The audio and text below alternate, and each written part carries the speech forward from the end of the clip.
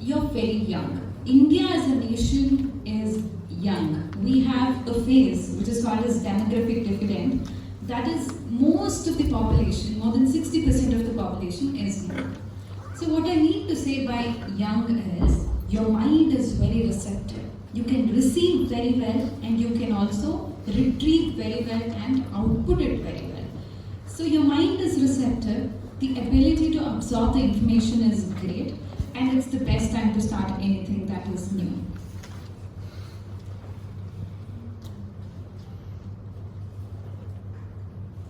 If you start early, the possibility of you clearing the exam early is higher.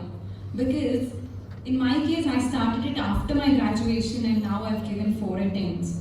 So if in case you start early, you know the pulse of the exam early so that you can clear it in the first and second attempt. The advantage is you don't have to waste another few years in preparation, and you get more services like 38 years of service, 37 years of service. That is great. So the advantage of starting early is you get to clear the exam in the first or second attempt, and you also get more years of service.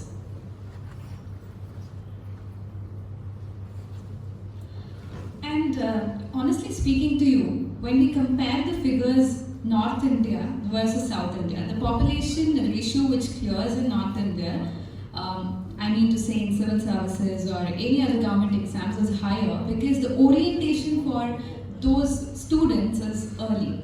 They get to know about all these competitive exams and they start preparation in their +1, +2 or even in their degree. But in down south, what happens is we all start preparation after we complete our graduation. Thereby, the number of people who get into all these elite services is relatively less. So you can always pick on this fact and start preparing early.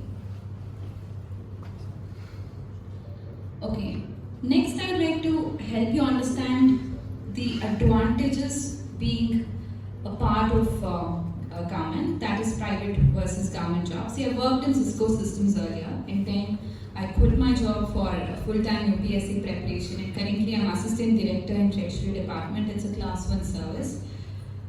The advantages being are stress-free. I wouldn't say the government job has no stress at all, but the corporate world is full of stress. It's glossy, it's colorful, but the work-life balance, trust me, it's difficult. So IAS isn't easy. It has its own challenges, but generally speaking, first I would like to emphasize on job security. Be it recession, be it boom or any other economic factor, government job is a government job. You heard it right? So you clear it at the age of 21, 22 till 60 years of your age, you are secure and nobody can touch you, trust me. Unless you are dismissed or suspended. I know that's a rare possibility, but till you're 60 years of your age, job is secured. Work-life balance. Because I go to work at 10:10. I'll be there in my office at 10:10 sharp. And I leave my office at 5:30. And if in case there are meetings, I just get to extend a bit. Otherwise, it's 10:10 to 5:30. So which corporate office or which private job gives you such leisure of time? So it gives you a lot of time for your personal life. You have bonus, you have every year increments, and beyond that you have a lot of leaves. You have earned leave, you have casual leaves, you have extraordinary leaves. I have availed the facility of extraordinary leave for my UPSC preparation. I can any day come back and join. The job is waiting for me, but I was almost on 6 months leave without pay. Can you do that in any other job? No, right? So the facilities that you get being a government servant is like, it just cannot be compared with any other job. And you also get a lot of medical benefits and affiliatory benefits. Okay, now we'll touch upon certain myths and misconceptions that are associated with UPSC. A lot of them think it's the most toughest exam, it's a very difficult exam. Do you also have that perception? Yes or no? Yeah. See, that's said so, I wouldn't deny that completely. But if you can have a plan, if you have the right guidance, if you have the right strategy, you can definitely clear it. I have cleared it twice, but I'm not very happy with the service that I've been allotted, but I will try again. What I'm trying to say is, if I can clear it, you all can definitely do it. It is the toughest exam, but it's not as tough as, no human can clear it, sort of. Anybody can clear it. You should just have a plan, you should have a strategy, and you should work really hard. Like Sir rightly said, you should, if you have to shine like a sun, what is it? Yeah, if you are ready to burn, this exam is no tough at all. And there's another perception or misconception, to put it rightly. Only toppers can clear the exam. People who have, good academic background, like 10th plus 2 or degree, if they've scored 90 plus, they can clear. See, I'm an exception maybe. I've had a good academic history. But otherwise also, there are friends of mine, there are toppers like rank 4, rank 9, who've just managed to clear their 10th standard, who've got 50s or 60s in their plus 2, who have had a lot of backlogs in their engineering or any other subject, maybe like any other streams. But still they've managed to clear the exam because the purpose was very strong. It's not about what you did in your graduation or even before, but once you decide that you want to clear your UPSC, you want to be civil servant, what you do then is what matters. So take out that from your mind that only toppers can clear this exam. Anybody can clear this exam.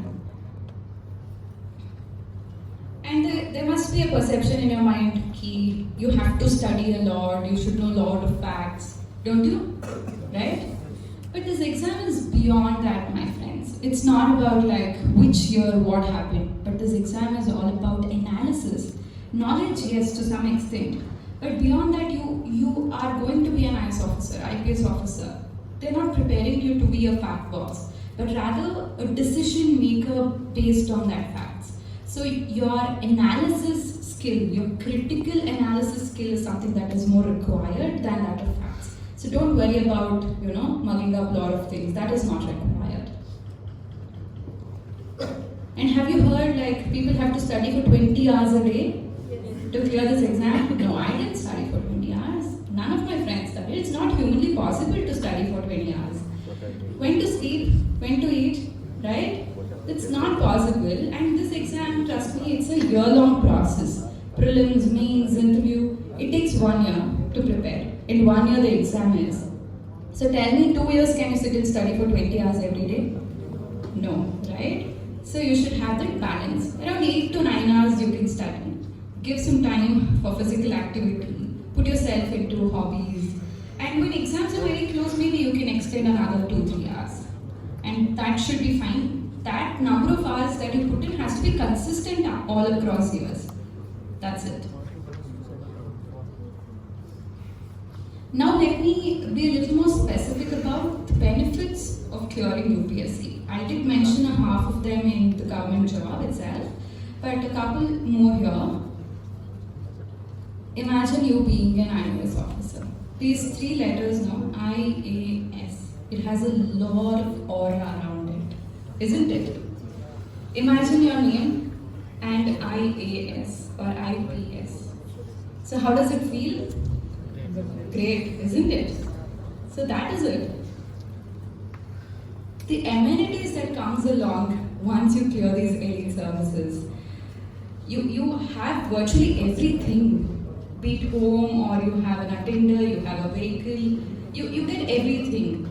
So you don't have to worry about all these peripheral things. The power that comes along so that you can make a lot of difference. The dimensions of opportunities, you get to work in different departments. Once you be an IAS officer, you can work in education department, you can work in health department, you can go to town planning. You get dimensions, diversities to explore. So it is not that mundane routine work. So you have a lot of challenges. You put your best mind there. So that is, very exciting. Beyond all that I mentioned, the service that you can offer. Imagine an orphan coming to you or an old age couple coming to you that they wanted a ration or they wanted some Aadhaar card. the moment you can do it for them, the smiles that they have on their faces, can you just measure it? No, right? The kind of satisfaction that you get when you serve someone is immense. So that is something that this profession gives to you. Now let us touch upon certain challenges that are associated with this exam. How to start? Many of you might be thinking about it, but there's a question in you, right? How to start? So that's the first question. You should start with the fundamentals book, that is NCERT. You've heard of those books, right? NCERT. So you should start with those books.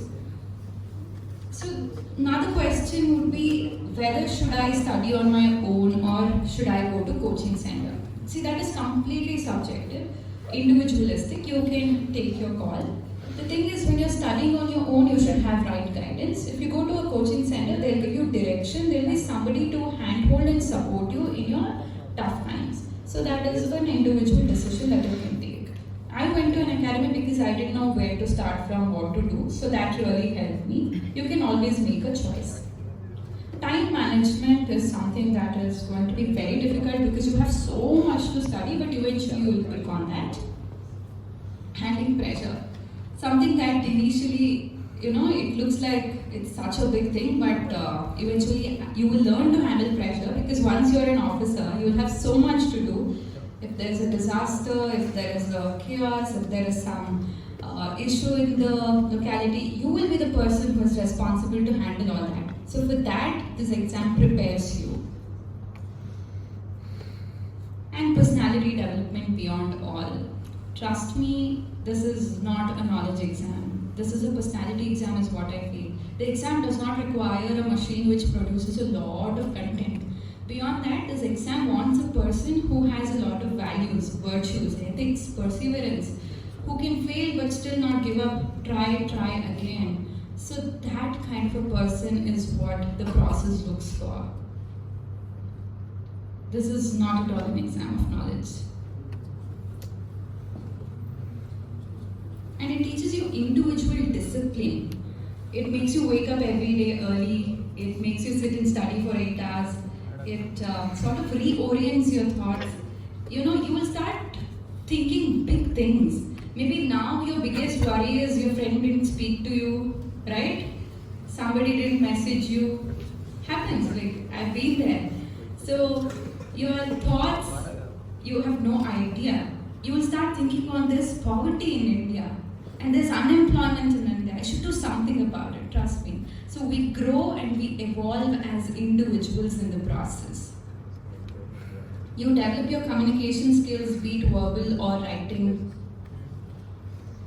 And without your knowledge, the process prepares you to be an officer. Problem solving, decision making, critical thinking. So approach to life itself changes and you start thinking with a lot of maturity. Okay, now I would like to specifically touch upon civil service exam. See, UPSC is a constitutional body. Union Public Service Commission is the abbreviation of that. And this commission conducts many central government exams. One of that is civil service exam, that is CSE.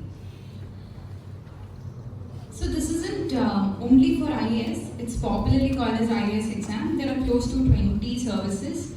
That is what I was trying to say. I've landed both the times in different services. Once in Indian Information Service and another time in Armed Force Service. There are similarly many services like IPS, Indian Police Service. You all have heard of IPS, right? And have you heard of Indian Foreign Service? Yes. And Indian Forest Service? Okay. Indian Audit and Account Service? Okay. And Indian Postal Service? Okay, quite a few have heard of it. So there are close to 20 services like this. This exam is one single exam for all these services. Depending upon the rank and priority, we get service allotment.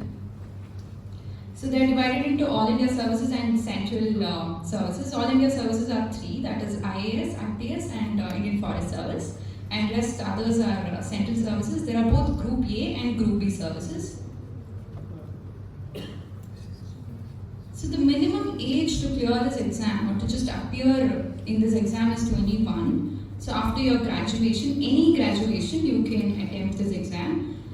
When you are in final year, you can also attempt this exam. Okay, the maximum age depends on which category that you belong to. For general merit, it is 32 years age and they have 6 attempts. For OBC category, it's 35 years and they have 9 attempts. And for scheduled caste and tribes, there are no attempt limits. There are unlimited attempts and the age limit is 37. So now let me talk to you about the stages. Have you heard of prelims, mains and interview? Yes. I'm glad most of you know it. So first stage is prelims. See, around 8 to 10 lakh people all across India will appear for prelims.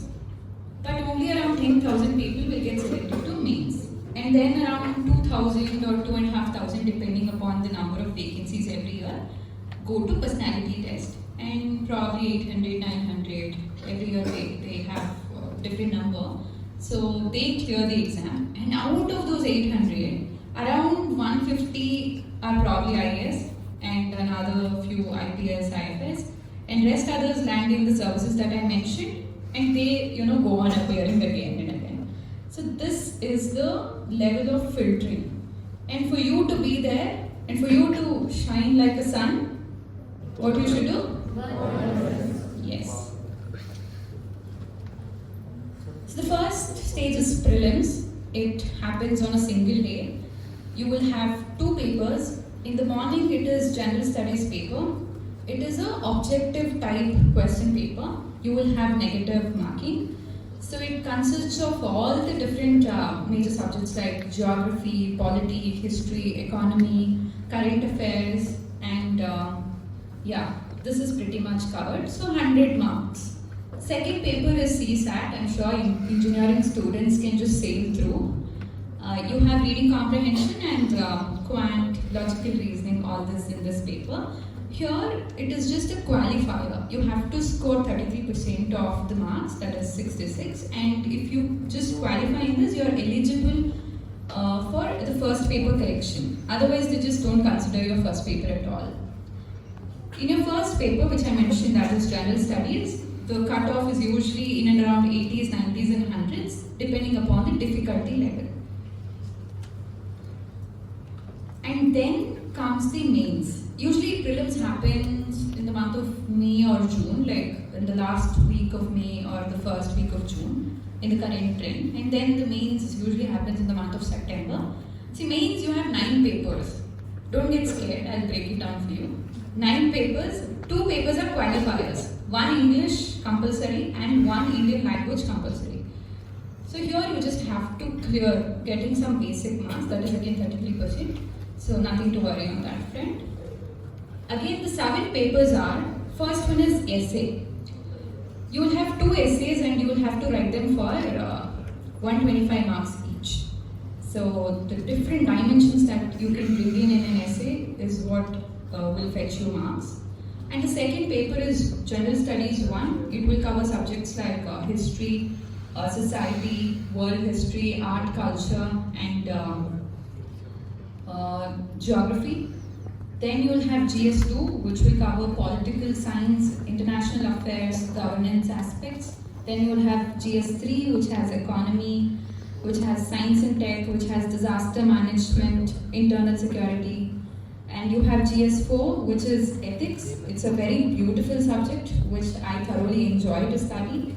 And after these 4 papers, GS1, 2, 3, 4, you have optional. You can choose your optional. There are a list of many. You can pick one among them. My optional was Kannada literature. You can choose either sociology, anthropology, and psychology. There are many. Like you can surf through the list and pick that interests you the most. And then after mains, there's personality test. This happens in Delhi, UPSC Bhavan, Shahjahan Road. It's a lifetime experience because you have an esteemed board calling you inside and talking to you for 30-40 minutes. I've had the privilege of going there thrice, and every time it was hell. an awe experience. So it's again not the test of knowledge, like the name itself says, personality test. That is for 275 marks. Total it is 20-25 marks. But what is surprising is even the topper gets only 50%, 51%. If at all you convert it into percentage. But yeah. Now I would like to speak about Madam Ira Singhal. Have you heard of Madam? Yes. Correct. Yeah, All India rank 1. Madam had physical challenges, but nothing stopped her from dreaming big and delivering big. She had cleared the exam multiple times, but she was not getting service allotment for some issues. But nothing stopped her. She gave her continuous and consistent attempts. She managed to get All India rank 1. So when she can do it, you all can do it. I want it to be louder. When she can do it, you all can do it. Good. And talking about myself, you heard the story. I started losing my vision when I was in my 10th standard. So my world came down shattering. It was difficult for a teenager, for a 15-year-old to accept that I was not able to see the world. I took up science. I used to study well, but I was not able to see the board. I was not able to see the books. I was not able to read through the diagrams, the equations. Everything through listening and understanding was difficult. So I shifted to arts, and then I did my humanities graduation. Post that, I tried for job in many companies, but many were just rejecting me for the only reason that I'm visually challenged. I also did my computer course. I can, very well use my computers, my Office, Microsoft Office, my Gmail, everything with a software. It reads out for me basically. Everything that you do through seeing, I can do it through listening. So after this, I got placed in Cisco Systems. Many small techie companies rejected me because the big company Cisco was waiting for me. So I've always taken my life this way. When something doesn't work for me, when something just doesn't work for me, there's a bigger thing that's waiting for me. I think that approach has brought me till here.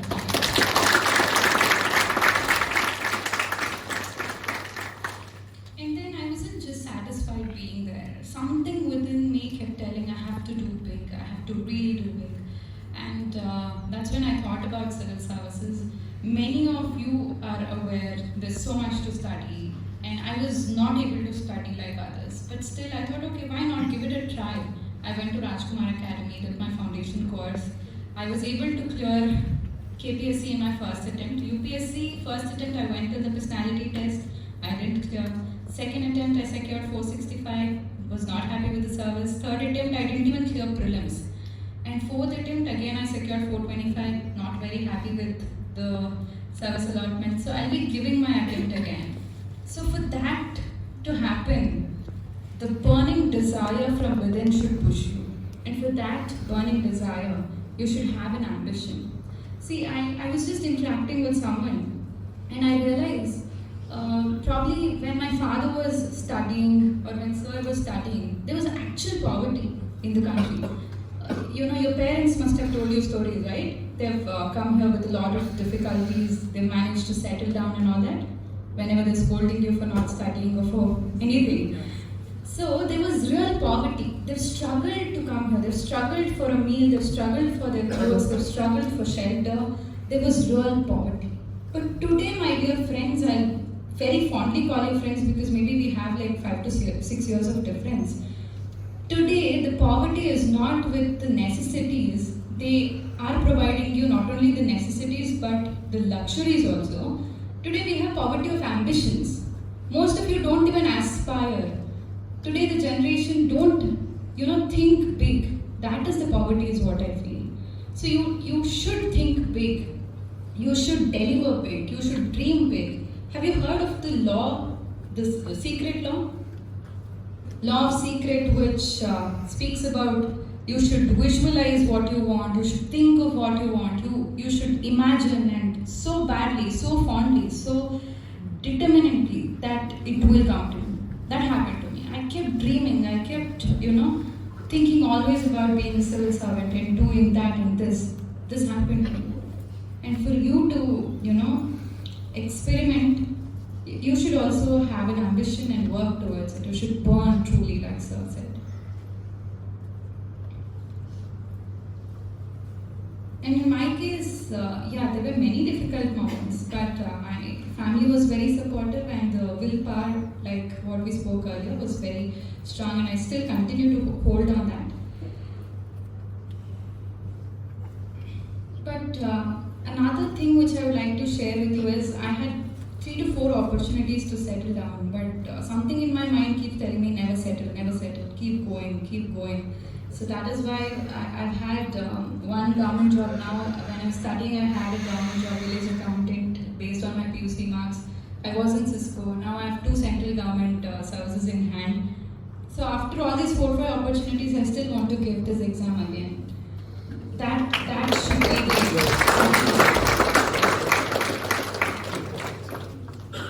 you've seen this 1+ tagline, no? Never settle. So that keeps me, thinking all the time. I keep thinking over it.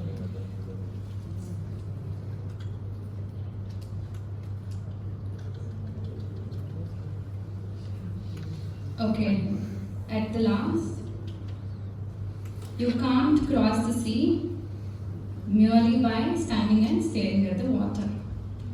It's very, intense, very deep by Tagore. So I think that pretty much summarizes all that we spoke. At the end, I would just like to say, you can make so much a difference. If you are in this world today, you're brought here for a reason. No matter what challenge it is, be it physical, financial, emotional, no matter what the challenge is, you are beyond it. You as a person, you have immense power. You are beyond everything, and you can capture the world. And for that to happen, you have to have belief in yourself. Believe in you, because if you don't, nobody else will. And if you do, the world will believe in you. And trust me, if you can believe in yourself, the world is yours. Thank you so much.